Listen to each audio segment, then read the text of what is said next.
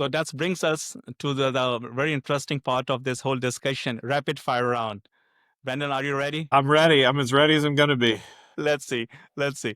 So, one word your team would use to describe your leadership style. Oxygen. Oxygen. Okay. Okay. Can you talk more about it?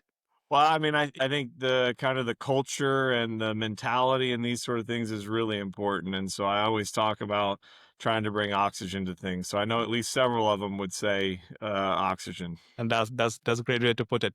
First job you ever had. Bagging groceries in a grocery store. 14 years old, probably or so, and bagging groceries. Interesting. A book or podcast that inspired you recently. Wasn't recently, but probably one of the favorite ones I like to talk about is Lone Survivor. So it's a Navy SEAL written by the Navy SEAL when they had one of the greatest losses of life in Navy SEAL history. So it's just a fantastic story, and there's a lot of things in there around mentality and leadership, serving others around you, bigger purposes, all those kind of things. So it's the number one book I mention when someone asks me that question. I will read that book because I like to read books, so I will add to my list. Early bird or night owl? Both. So I like to have fun. I like to be up late and hanging out with friends and doing all that kind of stuff. But then from the work side, it starts very early. Since we live here in Houston and you run a global business, the phone calls start at 5:30 in the morning. Long Most days. days of the week. Long days. I can imagine. Like with the different time zones. Time zones, yeah.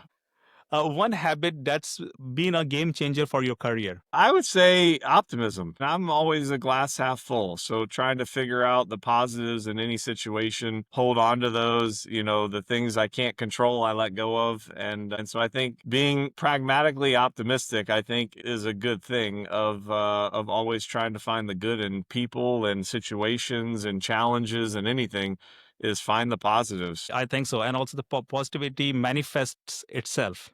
for You know, sure. Yeah. Yeah. so that's great. Biggest myth about leadership. Cool. That it's easy. Uh, no, I don't know the biggest myth. I mean, I think some people would say that it's telling people what to do, and I don't think that at all. I think it's showing and facilitating an environment where they figure out their path to it. Understood. There's no straight line to leading people, and everyone's going to do it differently. It doesn't mean it's right or wrong. So it means more empowerment For to the sure. team. I'm a very big believer on defining success, defining how we're measuring it, empowering and holding accountable.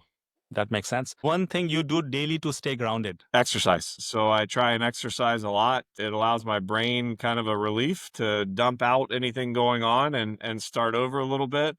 And then when I'm in Houston, it's time with my kids. I think COVID for me was life changing in a positive way that I came off the road for 2 years and I had the opportunity to really form a bond with my children that, hopefully will never be broken. That's really good.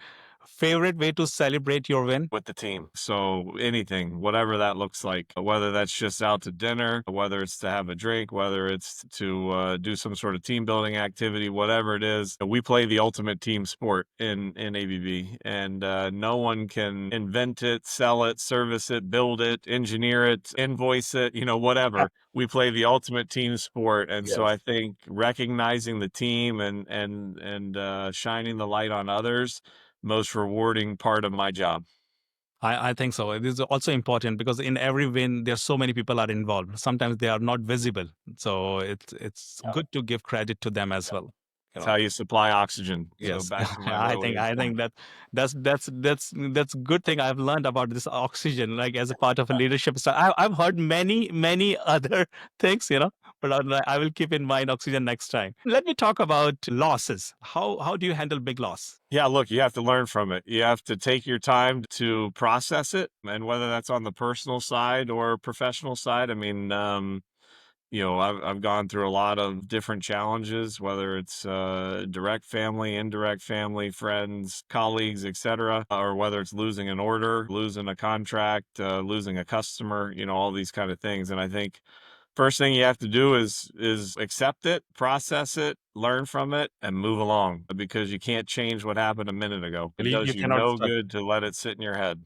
You cannot stuck in the past. Let's focus on future. On Yeah. that's more important. Yeah. Last not the least, I have to ask this question because it's an energy show. So, one word to describe the future of energy.